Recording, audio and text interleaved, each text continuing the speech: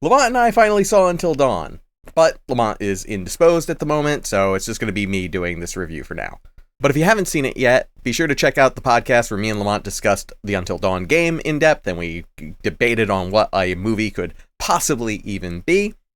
This is technically the third part of a trilogy, with my reaction to the original trailer when they first showed that, not that long ago. You can see that over in the corner somewhere, or down in the description below. As for the podcast, it's on hiatus for now, but we will be back in June. But for now, let's talk about the Until Dawn movie, and I need to get something out of the way right now. The song, Conversations with Death, does not appear in the movie at all, so in that way, the movie is a complete failure. 0 stars, don't go see it. That's the end of the video. I'm just kidding, the movie's fine. So back in 2020, one of the things I did for isolation coping was watch any horror movie on any of the streaming services that I have, sometimes Tubi.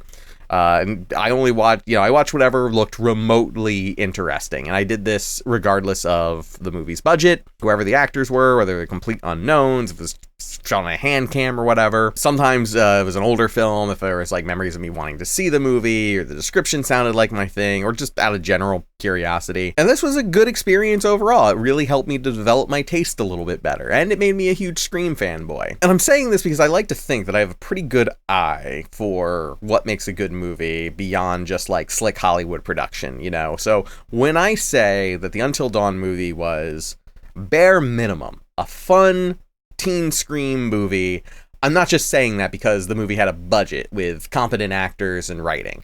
I've seen plenty of horror movies with smaller budgets and rougher acting that were great, and I've seen other movies with slick productions and above average to good acting that were absolute garbage. The most similar movie I've seen to Until Dawn recently was the Tarot movie, when they put that on Netflix, and that was god-awful. Just a complete waste of time. So yes, overall, I liked this movie more than I thought I was going to. It's a pretty fun time. It was also a complete mess in a lot of ways, especially as a adaptation of the video game, a sequel, a prequel, spiritual successor. We'll get into it. So this video will have spoilers for the game. The game's 10 years old. Get over it. God, has it really been 10 years? That can't be right. But for the movie, I'm going to try to keep it vague for the first part of the video, and then I'll be a little bit more explicit with spoilers a bit later on for people who've seen it or just don't care. But real quick, just as a reminder, if you like reviews like this or want to hear us talk more about horror games, please be sure to subscribe, get notifications by hitting the bell. Maybe I'll record some more videos in the interim until the podcast comes back in June. And the easiest way to see anything that we post is with a subscription, so we'd really appreciate that. So the initial trailer laid out the premise for the movie pretty well. This is not a straight adaptation of the video game. This movie is an original story with a different cast of characters who are caught in a situation that, at least at first, seems wholly original. And this seemed like a good way to go. A straight adaptation of Until Dawn was obviously not going to work, but the movie very quickly, at the beginning, really does pull elements and iconography directly from the game. They're the opening shots of the movie with there's a pan shot from above where you see the car winding through the woods. That's almost just completely taken from the game. The plot is kicked off by a main character whose sister has gone missing and is probably dead. We're clearly echoing the game, and that's fine. Standing on our own with an original story, but we're aware that the game exists, so we can justify calling this Until Dawn. All of that is great. Where things differ is the setup. And if you've seen the trailer, like I said, it does a pretty good job of describing the basics. Our group of characters are stuck in some sort of time loop where they're being hunted by a variety of things. There's a mass killer, a witch, weird diseases, other kinds of monsters, but they established, again in the trailer, they have to survive the night. If they don't survive the night, then they have to try again. So there's clearly this purgatory theme.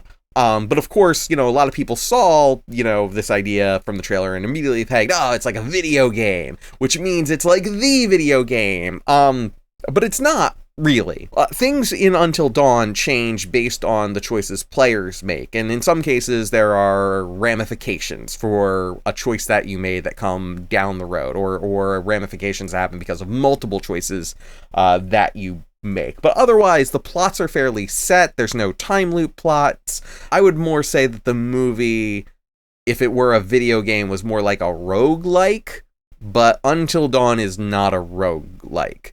So no, at least in that way, I don't really think that the setup for this movie is like Until Dawn, the game. But it is an interesting element, and it's the element of the movie that works the best for the most part.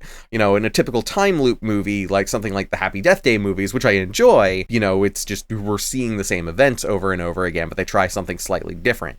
In this film, the previous loop doesn't really matter. And this works pretty well. They say it pretty plainly at one point in the movie. If the same thing happened each time, it'd get less scary over time. Wait, did the movie just critique the game it's adapting? There are so many moments that lean heavily on the variety of scares and kills that happen on each loop. There's one in particular that made everyone in our theater go nuts, and you'll know it when you see it. Maybe we'll talk about it in the spoiler section. And on that note, it really helps that the movie does not take itself seriously at all. Like, it knows when it's being ridiculous, and it's letting you in on the fact. Movie is very winking without being cloying. It can be a bit of a cartoon sometimes. I definitely could see Sam Raimi movies being on the mood board for this film, but it doesn't have complete tonal whiplash like something like Drag Me to Hell has or something, right? Now, again, the premise is like one of the best parts of the movie, but it's also the part where the movie is a total mess.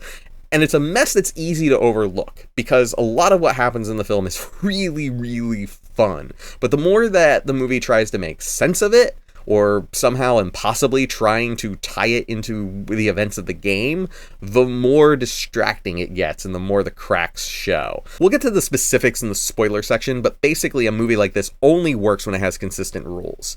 And it doesn't have to necessarily spell those rules out to you or the audience, but they at least have to feel consistent in order for you to be able to follow the movie or to get a sense of drama or to really like feel for the characters and their development. At the very least, if you're doing something like a group of teen style movie, there has to also like be a sense of stakes that the rules of the film help to create. One good example is that there were multiple times where a character would say something like, "We have to take the risk. We're just going to come back next time."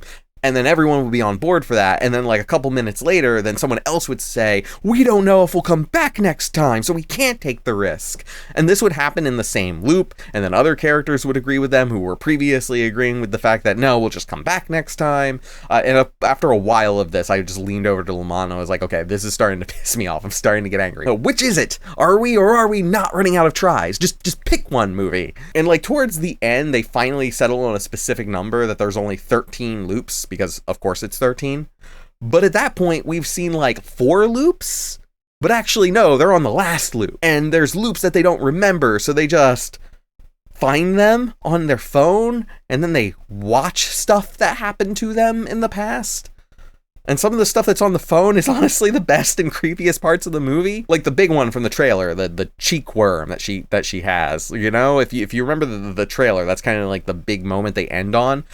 It's not in the movie, or at least it is in the movie, but it's something that happened in the past that they watch on their phone. And then there are other really creepy moments I don't want to spoil because they're really interesting and I enjoyed them a lot. It just would have been cool if they had been a part of the movie. And I guess the filmmakers thought so too, so they just put them on a cell phone video. It really feels like they like filmed like a whole bunch of really wild stuff that happens in each loop of the movie, and they had enough to like make a 3 to 4 hour film until someone from Sony with some sense stepped in and was like, yeah, no one's gonna watch a 3-hour Until Dawn movie. Actually, I'm going off script for a second here. I have another thought about why the cell phone thing happened.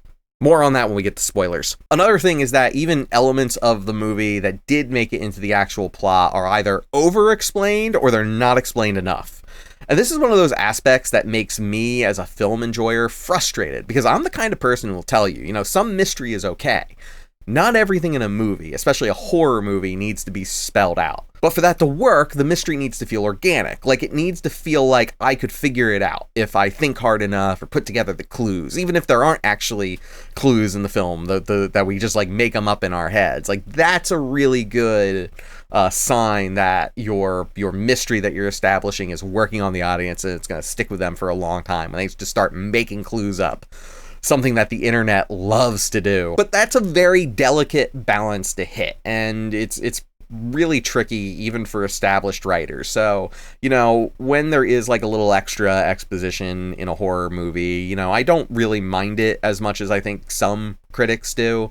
Exposition for me is fine. Like, yes, I prefer movies with subtext and mysteries that are going to stick with me after the movie's over, but this is a popcorn film, and for a popcorn film like this, we can stick to the basics. Exposition and stuff is fine. But then the movie attempts to be both an original story with its own world building, its own backstory, and then it tries to force a connection to the game in a really ludicrous way, and it does it so that where you think it's going to make some sense of things that happen during the loops, like there's like backstory and lore for some elements, so you would think that some of the things they're seeing is going to have an explanation, but then it just doesn't. It's absolutely baffling, and mostly it just kind of feels like the film is trying to justify the Until Dawn title, and it really didn't need to do that. It didn't need to justify itself as an Until Dawn movie. It could have just called itself Until Dawn, had the same mask from the movie, but been its own original plot, and it would have been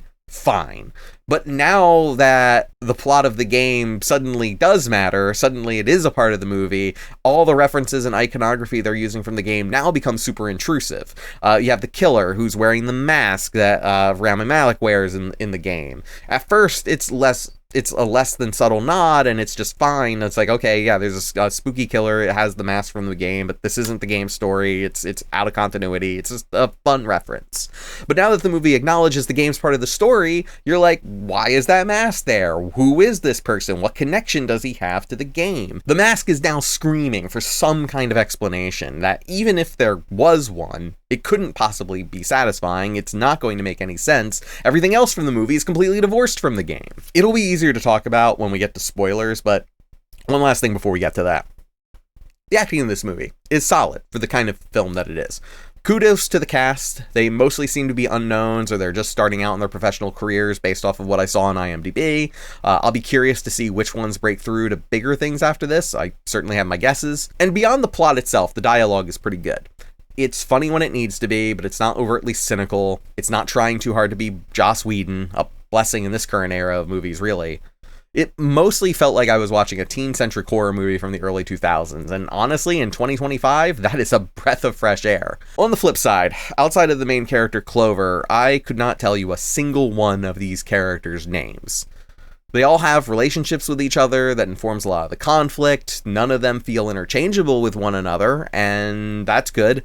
But nothing especially stands out about any of them beyond the main character Clover, and that's mostly because she has a missing sister. There's also the vaguely spiritual girl that we know is spiritual because she holds everyone's hands at the beginning and has them close their eyes, and then she feels stuff. I also appreciated that she's the one character that's wearing the butterfly necklace, and that's a subtle nod to the symbol that represents chaos theory in the original game, even though that's not a particular theme of this movie. The writer of the game, Larry Fessenden, they'd said that they had written those characters in the game to be subversions of the stereotypes that you might see in a horror movie of this type, or at least the stereotypes that you'd see in movies like in the 80s and in the 2000s with teen characters.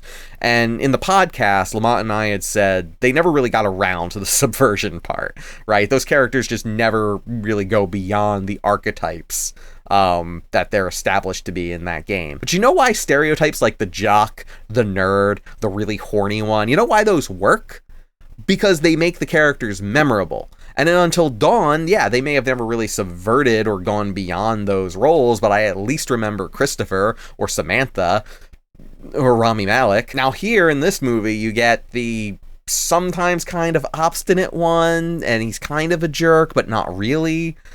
There's the one who writes her name in the guest book, the guy who finds the missing poster signs and also has a crush on Clover, but I guess dated the guest book girl.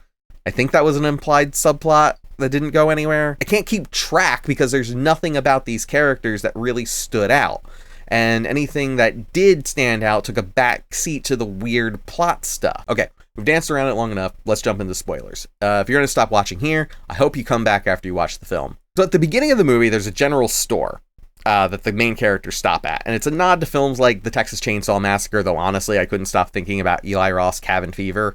If you know, you know. And the store clerk is played by Peter Stormare, who played Rami Malek's imaginary therapist in the original game. This was in the trailer, seemed like it was going to be a neat cameo for the actor. I was really happy to see him in the movie, figured it was a brief nod and that would be it. And then he comes back later. And okay, fine. Why waste a good, notable actor like Stormare, right? And this happens at a point where, apart from the really fun stuff the movie is trying to do with its looping structure, we're also starting to build some interesting mysteries. They've introduced this witch character, there are drawings of werewolves, both of which are never explained. But then you have like the windows in the basement. One of the characters is like, why would there be windows underground? That's really intriguing. So there's mystery that's being built up, and then suddenly Peter Stormare comes back, and why not have him play the mysterious stranger who's somehow connected to the events? I was almost thinking that he might be like Tony Todd's death in the Final Destination movies. They allude to him being supernatural, but he's mostly just there to be eerie, right? And then later we get a little bit of backstory to the town itself, or at least the town that used to be there now is just this welcome center that the movie takes place in. So apparently there was a mining town that fell into a sinkhole and 11,000 people died, and now then because of trauma, there's haunting stuff is happening. This is actually a really cool idea. Like, I really thought that was awesome, and it kind of feels like it's starting to take a little bit of inspiration from the best parts of the Silent Hill movie. The Silent Hill, they had this really similar backstory that was inspired by a real life mining town tragedy, and it kind of feels like that's what they're doing here. It's a neat idea, just like the time loop, but it's not really a time loop thing is also kind of interesting. And they build upon it where with each loop more of the town is rising out of the ground and surrounding the welcome center, and then like by the end of the movie the whole town is back, and that's a really cool idea. It's really neat. It's like the same thing where they have the characters who have like scars and wounds on them for each loop that they do, so it's like that horror is like kind of persisting, except that they're not consistent with that at all, and those wounds sometimes disappear on subsequent loops and things, because nothing in this movie is consistent. So then there's this later part where they find a tape that explains the mountain town tragedy, and there's voiceover from Stormare, who's a therapist named Dr. Alan Hill, like his character from the game. And he came in to help the town, I guess, like mentally cope with the fact that like 11,000 people died, which, okay, sure. But instead, he decides to experiment on the townspeople, because his whole thing is that he studies trauma, and through studying them, he somehow made people think they were experiencing a time loop, or they really were experiencing a time loop because of something he was doing. And that time loop causes people to then eat other people, at which point they turn into Wendigos, because in the game, they're Wendigos, which is what happens when you eat people according to the game, where there isn't a time loop. And at this point, there are now Wendigos in the movie, including one that is Clover's sister, because she was caught in the loop and then became a Wendigo herself. So the idea then is established that with each loop where they die, they're slowly becoming Wendigos while being chased by things that haunt or traumatize Clover. A purgatory, Silent Hill-esque scenario mixed with the time loop, but also there are Wendigos now. And all of this begs the question, if it's like the game, where eating humans is what turns you into a Wendigo, and they show that in the video, they show that that's what's happening, then which is it? Is it because of the time loop, or is it because they're eating human flesh? Unless all of this is just happening in Clover's head because she's fighting trauma, which Hill suggests is what's happening towards the end of the movie. But he also says it's very real, and her friends are trapped in her brain and are now being absorbed by her trauma. And again, I want to say, this is a cool idea. Your trauma cascades and harms the people around you. Would love to see that in a movie that makes sense. And then later there's a scene that happens in the psychiatrist office, which is both a real place and not in Clover's head, even though it was in Rami Malek's head in the game. And you see a folder on the desk that has Rami Malek's photo on it, which then like establishes this is supposed to be in the universe where Until Dawn is happening. And it's saying that, what happened in the game is happening again. This is what happened in the game. Except that isn't what happened in the game. That wasn't at all what was happening. Dr. Hill was a figment of his imagination, and yeah, his trauma harmed his friends, but not in a time loop. And also, there were real Wendigos. And if we're to take Hill's claims in the scene where he's describing all of this at face value, that the creatures and the exploding water, because yeah, everyone starts exploding if they drink water, and weird giant silhouettes, and all of this other crazy stuff that happens in the movie that we're seeing, if the explanation is that all of this is Clover's trauma, then why is the psycho killer dressed like Rami Malek's fake killer from the first game? Like, I could let it go and just say it's an Easter egg for the fans, except now the movie's invited me to make a connection by trying to tie the plots together. Also, what's up with the witch? What's she supposed to be a manifestation of? And how are these things also hunting them along with the Wendigos, which are supposed to be real? Look, I don't mean to go all cinema sins on this movie. I really don't. But up until the exposition drops, I was enjoying the film. It was a fun romp. It was a new spin on the horror time loop movie. But the first half has trouble establishing stakes and truly getting you invested in the characters. So the only thing left to get invested in is to see how they die next, which is part of the mystery. And to its credit, the first half does a really good job of getting you invested in that mystery. And then it answers those mysteries in a way that I have to imagine is confusing for anybody who hasn't played the game. And for people like myself who have, it's just distracting at best and annoyingly nonsensical at worst. Okay, let's talk about Silent Hill 2 for a second. So that game has Pyramid Head. Is Pyramid Head a manifestation of James's guilt? Is he a monster of Silent Hill? Is he the ghost of Civil War executioners who are forced to reenact their greatest sins while facing eternal pain and punishment? Is he some combination of the three? Like, we need to ignore everything that's been written on the game by fans, by its creators over the years, the recent remake, like ignoring all of that and just going back to when that game first came out and having played through it. You know, in a vacuum, the game never answers those questions, but it gives us just enough to kind of draw our own conclusions or interpretations.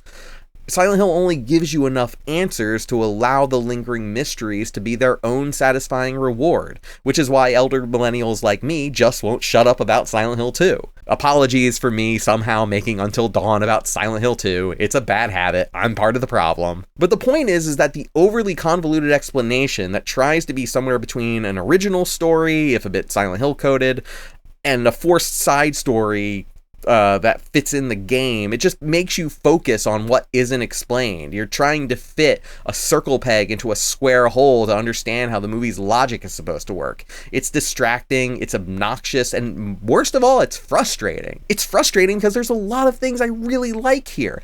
I like the time loop movie without repetition. I like the setting of the mining town that fell into the sinkhole. I like the things that change, both in the world and when the movie remembers to do it, the characters on each subsequent loop. There's so many pieces here that you could potentially spin off into maybe not a great movie, but definitely a better and more coherent one than this. I guess the problem is that then it wouldn't be an Until Dawn movie at that point, right? I don't think I would care about that, but maybe someone would. So I said earlier that I had a realization that wasn't written into the script, so I'm going to go off script here, so if this part's a little less polished than the rest of the review, this is why. But here's my conspiracy theory. I'm guessing that they took the movie as it originally was. That was originally a weird haunted house with a sort of time loop mechanic, variety fun time, and then refilmed the bits with Peter Stormare to connect it into the video game and then like cut out a whole bunch of stuff. Because thinking about it now, the only time there are scenes with Peter Stormare, he only ever interacts with Clover, the main character. He never interacts with any of the other cast members. It feels like these scenes were all part of reshoots, and part of the reshoots was taking this Until Dawn movie that wasn't connected into the game, and now we're forcing it to be pushed into the game. And that would explain why stuff like the cell phone scene happens, where we only see 4 loops in the movie, but supposedly there were all these other loops that they can't remember, but they filmed inexplicably, right? Yeah, so that's my guess. And again, my contributing evidence here is that Peter Stormare is only ever interacting with the main character. And if I'm right, and I feel like I might be, it kind of sucks, honestly, because the stuff that doesn't connect the movie to Until Dawn is the best part of the movie. And by forcing the Until Dawn connection, it just makes the whole thing confusing and distracting. That's my main thesis here. Okay, one last thing. Before I wrap this up, I think it needs to be said that part of the problem here is that we're trying to spin off a bunch of ideas that were not this director or this writer's own, right? Supermassive, the developer behind the game, I think, made the right call in bringing Larry Fessenden in to write the original game. A pretty renowned horror actor, or just one who's been in the business for a while at least. Fessenden ended up putting a lot of his identity in the original game.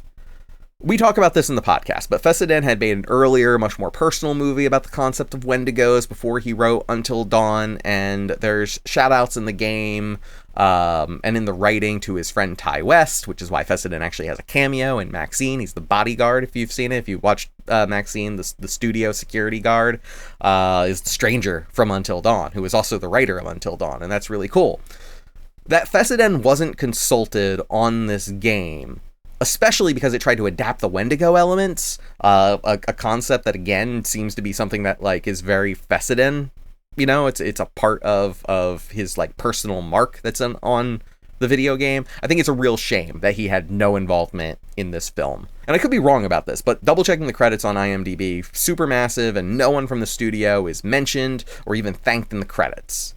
I know the reality is that Sony owns the Until Dawn IP, and I know that's the way it usually works, but that doesn't make it moral or right. And I really wonder if this had been a bit more of a collaboration from anyone who worked on the game, if some of the issues, especially the ones involving where they try to, like, force a connection to the game, if any of that could have been smoothed over. Or maybe they would have made it worse. Who knows? All I know is this movie doesn't exist without the work of Fessenden or the developers of Supermassive, and they at least deserve a small bit of recognition for that fact in this film. Sony may own the name, but the work and the time spent on Until Dawn is theirs.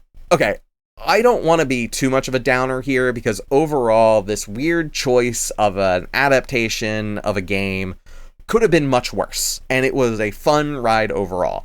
I don't know if I'd recommend seeing Until Dawn in theaters, outside of the fact that theaters need support and money right now, but Sinners is still in theaters. Go see Sinners. But Until Dawn wouldn't be a waste of time if you caught it on streaming. It's a fun flick. It's just a really, really messy one. But that's just my 2 cents. I'm not a film guy. I make and teach video games for a living. What did you think of it? Am I wrong? Did you hate it? Let me know in the comments, and again, be sure to check out our full podcast on the game, or any of the others on stuff like Clock Tower, or Alone in the Dark, or Dead Rising. The pod is currently on hiatus until June, but we're going to be coming back with Death Stranding, just in time for Death Stranding 2 on the beach. I'm really excited for that one. In the meantime, maybe I'll do some more videos. Did you like this film review? Would you like to see more like this? We could do the other 2 Silent Hill movies before the new film comes out. Or if you want to see another movie that seems like it's a standalone film at first, but then it awkwardly crams the game into the continuity, you should check out Uwe Boll's House of the Dead. We could do that one. That'd be a really fun one for me to revisit. Haven't seen that since it was in theaters. Yes, I saw House of the Dead in theaters. Let me know what you want to see in the comments, and be sure again to subscribe for seeing new videos and podcasts. But otherwise, we'll see you next time.